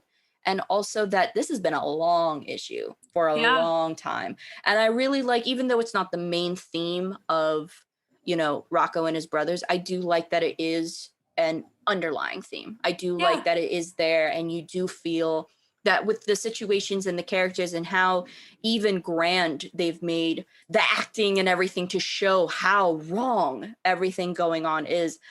That's one of the reasons why I love this movie. I really feel like it's over the top, operatic, as we tend to call it. Emotions really just solidified that what these characters are doing are wrong. You know, it really just helps sell it and drive that main point down. So I have a question for both of you. Same question, but I'm going to start and ask Savanna first, and David think about it, because I know you said you've been reviewing old movie reviews of this movie, and you said operatic a lot. And I'm wondering if you read Roger Ebert's review on this movie, because Roger Ebert calls this movie a homoerotic opera. So Savanna, I want to know who apparently in Ebert, the late and great Ebert, he believes that a lot of Simone's problems came from not wanting to address his sexuality. Wow. Which, I mean, Luchino Visconti was a gay filmmaker. So I could see him wanting to add in that undertone, especially if this guy who thinks he's so big-headed and everything can get any girl he wants, and yet he goes for the prostitute. You know? So I've always equated that, though, with the, you know, the macho-ness of him. Like, you know what I mean? Like, oh, and I also equated it with, like, my brother, you know, like, this is what my brother wants. So, like, I need to be the first one, or I need to know that I could also do this. Mm-hmm. I mean, I guess if we're really going to, like, you know, dig deep into it, I guess it could just be like a front for, I'm just saying I don't necessarily, I wouldn't have seen that. I just kind of thought he was this macho guy with this very Italian attitude, very like, I'm the man of the house, my little brother's not going to do this, but anything's possible. Yeah, because I was like, talking about like a Criterion or any type of movie, I always like to see what Ebert, like especially when Ebert was around and writing his own reviews, I like to see what he put. And I remember just today reading the headline, "A Great Homoerotic Opera," and I went, huh? Like I was a little, and after reading, I could see it, but David, what are your thoughts? Do you think that there could be a gay undertone to any of the characters or situations? Because I thought it was very fascinating that was even considered while watching this movie. Mm-hmm. Yeah. I wouldn't rule it out because, yeah, I mean, Visconti definitely is going to put sort of some of those ambivalent subtexts into his films. I think maybe more of a surface. I mean, yeah, when you get a bunch of sweaty men boxing and grasping and embracing, you know, there's going to be an element there. But I think I would probably tend to side with how Vanna saw it too. That this is more about family relationships, and I see Simone as basically just kind of a big lug of a guy who, you know, I don't know if she's like the first woman who smiled at him or what it was, but you know, he basically just kind of gets kind of caught up in the fact that, yeah, she is an attractive woman. She's smart. She's witty. She's got a sophistication. And I think he just kind of latches onto her, sort of like I said, you know, you're my gal, you know, property. I took you out. I showed you a good time. We made love. We got together. That settles it, you know, whether he's going to put a ring on it and actually say, you know, she maybe not the kind of girl to get married, but he's not really looking to become a traditional, you know, house husband, you know, and set up a family and all that. I mean, he's got his career and he needs to have a gorgeous woman on his arm. I think that's kind of his outlook, right? So, you know, I do have Roger Ebert's review. I've got it in one of the great books series. He's got the 4 movie there. To me, it feels to me like Ebert's maybe reading a little bit more of Visconti's biography into this movie. Yeah. And so I'm not gonna, you know, dispute or dismiss his observations, but I don't know that you have to put that reading on it. I feel like this is a story about traditional Italian family values, cultural prejudices and stereotypes, and the economic and social dislocation of kind of people from, even though it's the same country of Italy, they're kind of 2 different cultures smashing into each other, and tragedy comes out of this collision. Yeah, I definitely think like I could see it, especially like maybe I don't see it though as Visconti wanting it as the theme. I don't see him wanting it as like, this is what it really means. You've just all been inceptioned. Like, I don't see that as, you know, a point to that. But I do think a better word, because yes, the homoerotic, but I think in place of that, what should have been done is toxic or fragile masculinity. I feel like it's more of a scope on, you know, this machismo and the man's ego within this movie and things like that, rather than a Visconti's operatic homoerotic opera as it is hailed by Ebert. No, if you want that in Visconti, just keep watching his later stuff. It'll be there for you, you know. But I don't think he's quite as, you know, out in the open with all of that at this stage of his career. Yeah, it's also like Visconti was also a Marxist and being like, this is a Marxist propaganda film. It's like, no, you're kind of reaching there. But another fact that I had found out about this movie that I never heard of it before until recently when I was just scrolling through some trivia. I always love finding trivia about movies, and it really just kind of changed the way I was watching the movie. I did not know that nearly every actor in this movie is dubbed by someone else. So all of what you hear, all of Elaine, all of I think Renato Salvatore, Annie Girardot, all of them, because you had a mix of Italian, French, and Greek actors and actresses.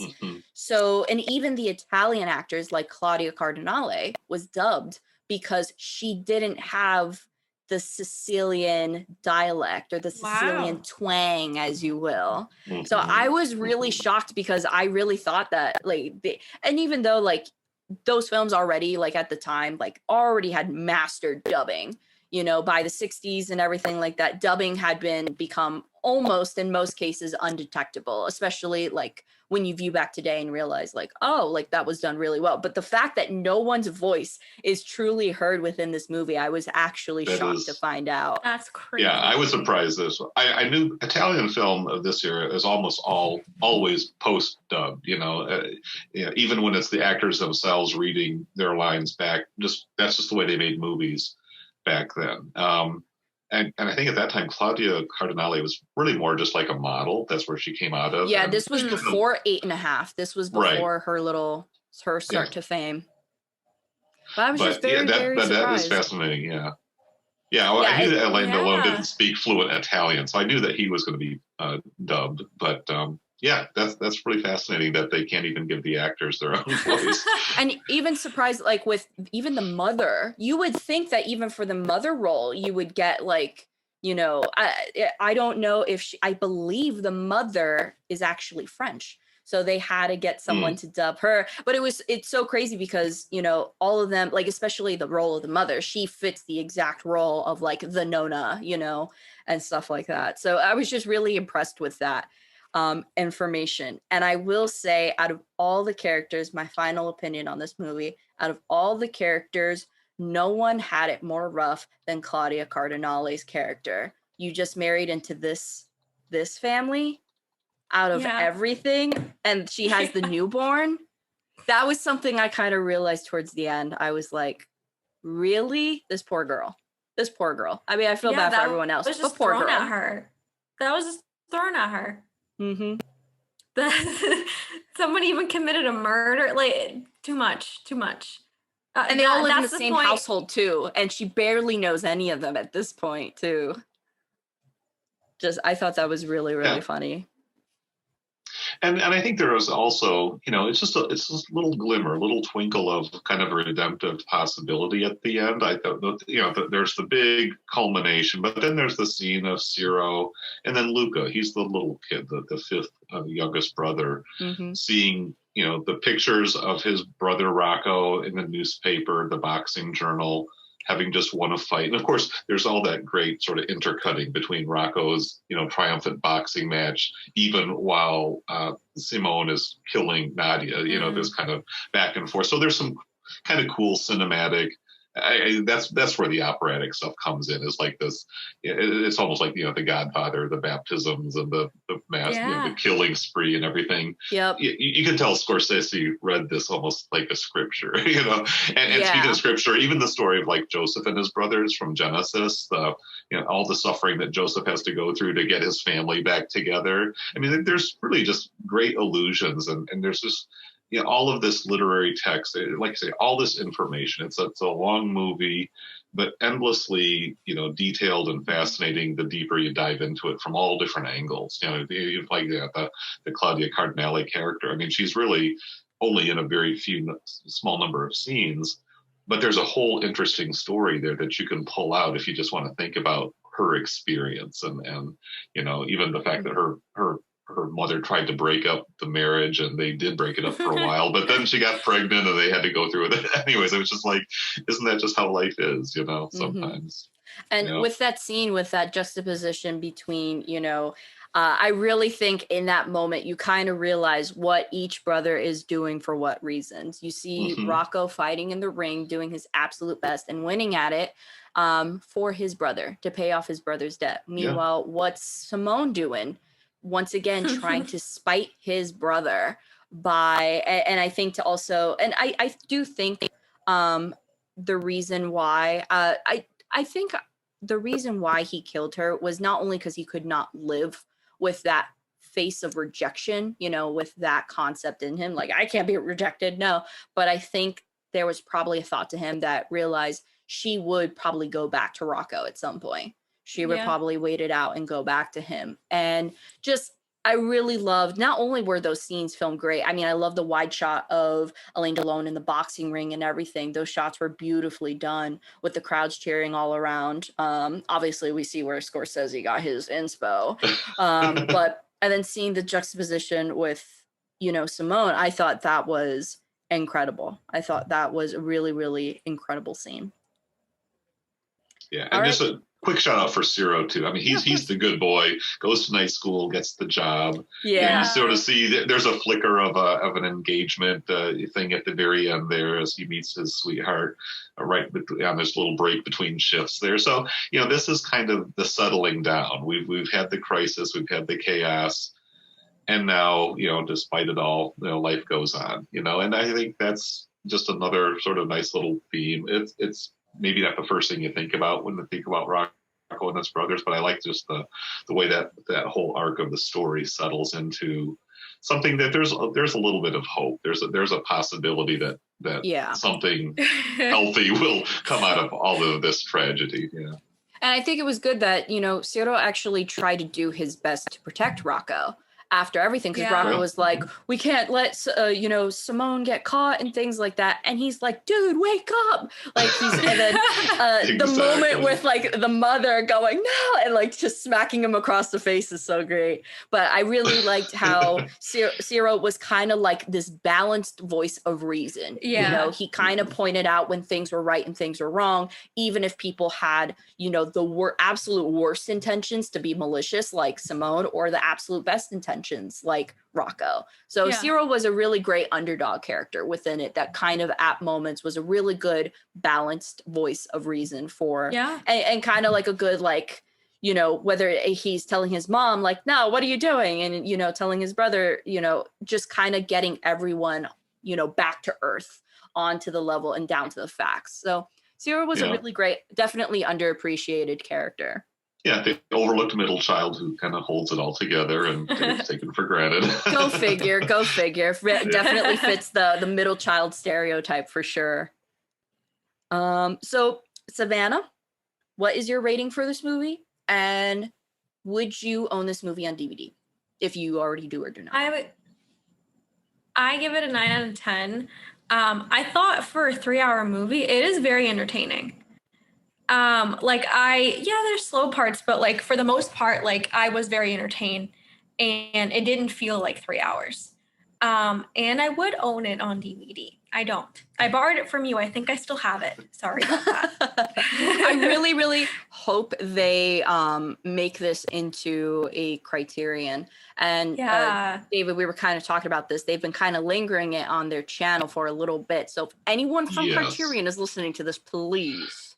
Yeah, it doesn't have the Janus Films logo at the beginning, which would be a giveaway. But you're right, it's been on the channel for over a year now, and it's got a Milestone, I think, branding, which is a different publishing company that does their own Blu-rays and DVDs, but they're nowhere near as prolific as Criterion. And I would even think if Milestone even still retain an interest, they would probably make more money off a Criterion version if they release it as a Milestone disc. So to me, it feels just like it's just a matter of time. And just Conti definitely has a very strong following among Criterion and cinephiles in general.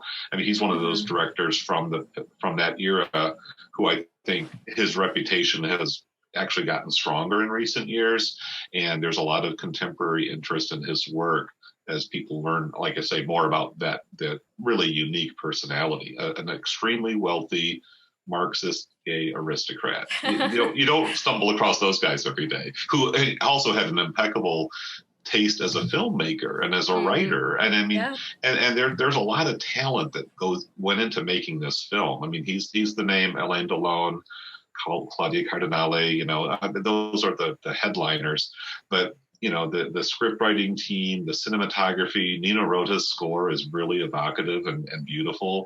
Yeah, this needs a high-end, top-shelf Blu-ray with all the supplements and a nice booklet. I mean, I hope they give it the deluxe treatment, because it absolutely deserves it.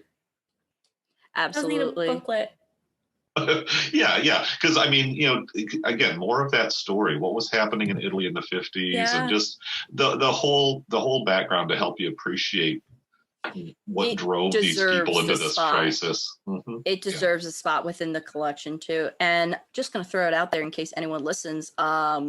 definitely think it would be really cool to have a collab with all three of us where we're in the little booklet somewhere giving our little thoughts about the thing, but I'm just going to put that out there in the universe because I have bothered Criterion before, and I've been like since I was 14, I've been like, can I write an essay for you guys? And they're like, you're young, but maybe, do you have college background? And I'd be like, no, I'm in high school, and like just trying to get through at the time.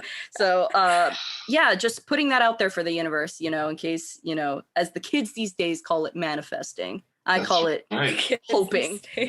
Throw that hook in the water and see if you get a bite. Right? Yeah, why not? The worst thing that can happen is that they can laugh at me, you know? That's all. That's all. So David, what is your rating of this movie? I think I went 4.5 stars on Letterboxd, but that was just like my first impression. I mean, I really feel like this is a masterwork. You know, I'm not going to say it's just Conti's best because, first of all, I don't like getting into best. You know, I mean, he made many really exceptional films. Have either of you seen Senso yet? I have not seen Senso. I have seen. It's like color version. Yeah.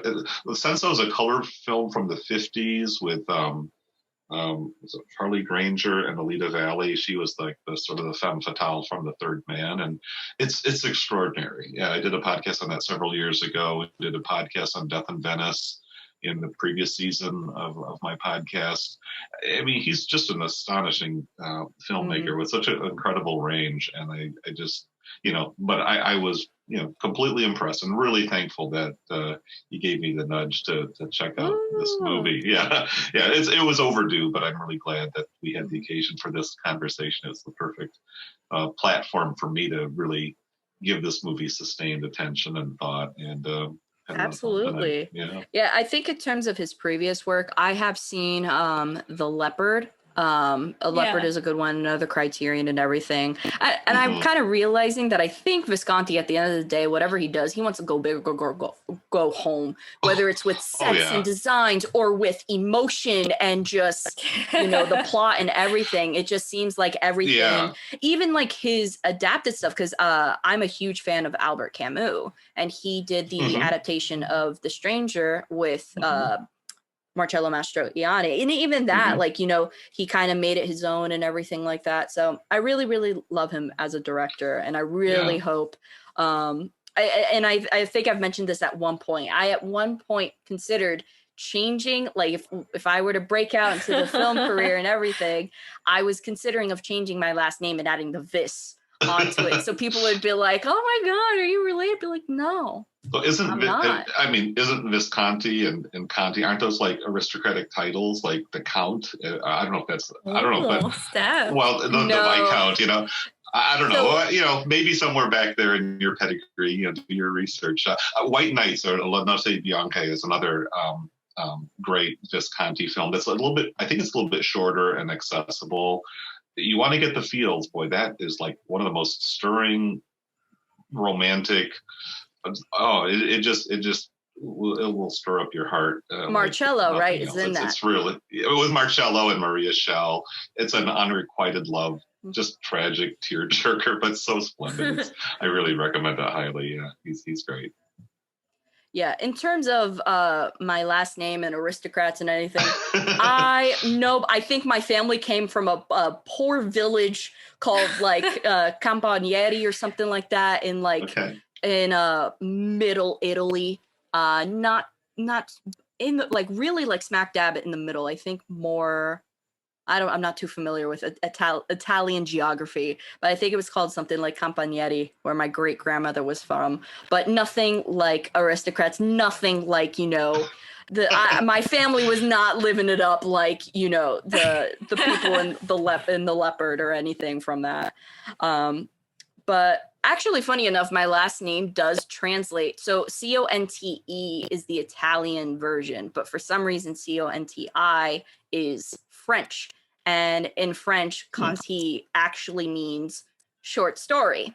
So funny enough, I happened to grow up into being a short story writer. Kind of that was embedded for me from the get-go. But yeah, so that's just your destiny. Yes, that's my destiny ingrained. But I did really consider it like for a while, and my parents were like, "No, you can't change your name to Visconti, you're just Conti, relax. And I was like, okay.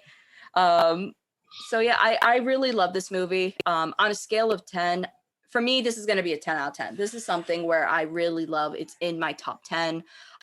There's so many things I love about this movie: directing, writing, acting, characterization, and it really has impacted me in terms of things that I want to write down the road, and inspiration and things that I would like to do down the road, whether it be TV, film, theater, whichever. So for me, it's one of my top 10 favorites. And I'm definitely comparing like Leopard and Stranger. I'm biased. It's top 10 favorites. It was definitely like a changing point when I watched this. And I watched this all alone at like 15. So you can imagine how rough this was to get through in my own little journey to watch this movie. But it's something that I've always loved. And I'm really, really happy. Not only that I got to share it with Savanna a few years ago, but I'm very happy we get to share it with you now, because it's one of my favorites. Yeah, and I think it's a movie that I'm sure there's still an audience out there waiting to discover it, and once it's given kind of a nice access, even with it being on the Criterion channel, it's just a streaming film, and it kind of gets lost in the shuffle maybe a little bit. I mean, I'm really glad that we have it, and the stream is really high quality. I watch it like I could have been watching it like on a Blu-ray or on a pretty nice transfer and all that, so you're not missing out there. But I just feel like his films just have so much context that anything that helps appreciate all the richness. I mean, Visconti, he's one of these guys who, when he would do set designs, he would put vintage historic objects in the drawers that were never opened, in the closets, off camera, just because he wanted to create as much of a deep authenticity to the scene. Even if it wasn't going to be in the shot, it's still there. It's the presence is still in that image. Mm-hmm. The actors are still inhabiting that space, very fully realized. And it's like, I don't know, there's just something about that degree of dedication and artistic integrity and just going all out, like you say, go big or go home. I love that. And mm-hmm. They had the resources and the drive and the intensity and the imagination to insist that that's how it's going to be, Mm-hmm. Before we say our final adieus and all the links and stuff where we can find you, there is one more comment I want to make of this movie. And as you've seen from my TikToks, David, I love records. I collect records. Yeah. I am not a musically inclined. I don't play instruments. I don't sing. I don't do anything of that. But anytime I write or create or do whatever, I'm always listening to soundtracks. I feel like it's like I put soundtracks to my life at certain moments is what I just like to do. And one of the things that no one recognizes is that the theme for this movie is just the theme for The Godfather, just down like one octave and slow down. And it angers me so much that no one knows this, because a part of me is like, everyone's like, oh my God, The Godfather themed. And I'm like, homie recycled that stuff from like 30 years ago. It's great, don't get me wrong, but Rocco and his brothers is the OG. I get very passionate over this because it really is. If you listened, it's just slow down and maybe like a pitch lower. It's so crazy to me, but it's a great soundtrack. I mean, it's definitely fantastic, but that's always something I'm like, pay the tribute to Rocco first, then Godfather. Well, Nino Rota did both exactly. scores, Yeah. I always like finding, same with like when directors kind of either recycle their own work or recycle other directors' work. I like it finding same thing with composers.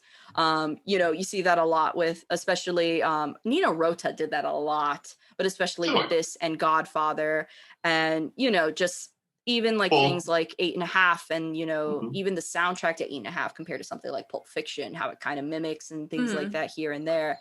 Even these directors know what they're looking for. They say that's the effect, that's the emotion I want to stir up in the music's a critical piece of that. And Francis Ford Coppola, I mean, the Italian saga with all the trimmings, Nino Rota's your man. He's going to give you the soundtrack you need. Right. So that's just my final piece that I had to say about the soundtrack. If you love Godfather soundtrack, check out the soundtrack to this one. It's just as good because it's the same essentially. Yeah. But all right, David, so where can everyone find you? So tell us your little where we can find you so at your my podcast and all that. spiel. Okay, I'll start with my podcast, because that really is kind of my main jam. It's called Mhm. Criterion Reflections. I've been doing the podcast for the last, I don't know, 3-4 years now, but I've got a whole archive of blogs, written reviews going back to 2009, 2010. All my stuff is published on CriterionCast.com. I'm kind of a member of the website.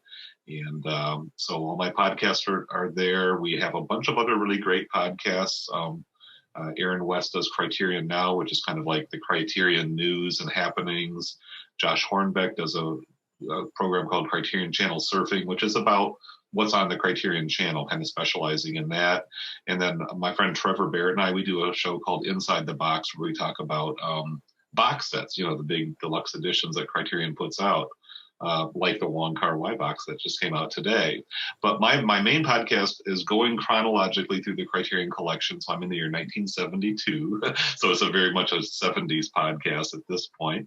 And like I said, I've been on this journey since 2009. So it's been a long time in the making, but I like to do other things. And I love being guests on other people's shows like this one today. So I can talk about movies that don't fit specifically into this chronological formula. Mhm. So, and then I'm doing this thing on TikTok. So my tag there is DEE.ELL.BEE. It's my initials. And I've been doing that, like I say, since the beginning of the year. And I'll try to put up 1 or 2 things a day, just showing off some of my collection. I might branch out. I might get actually into my record collection a little bit there. Yeah, do it. Tag me in it. Things. Yeah, but anyways, yeah, I really love engaging with other people, hearing their thoughts, sharing my thoughts, giving recommendations, and learning. Certainly I'm open to what people want to suggest to me, like Rocco and his brothers. I'm really glad I got led to do this, and it's just great being part of this online cinephile community, and with people who have so many different angles of approach and appreciation for great films. And I really love it. It's a big part of my life these days.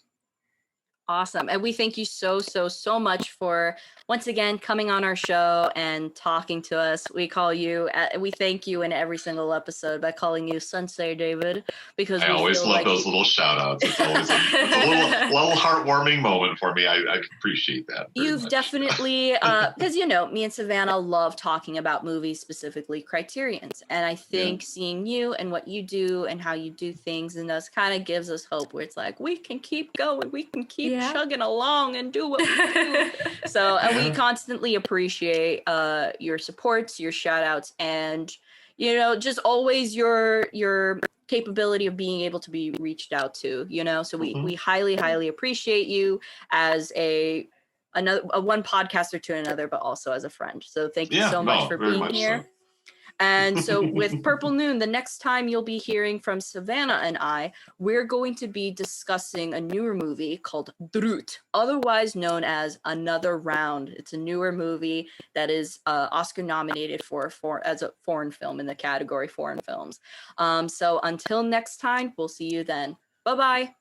Bye.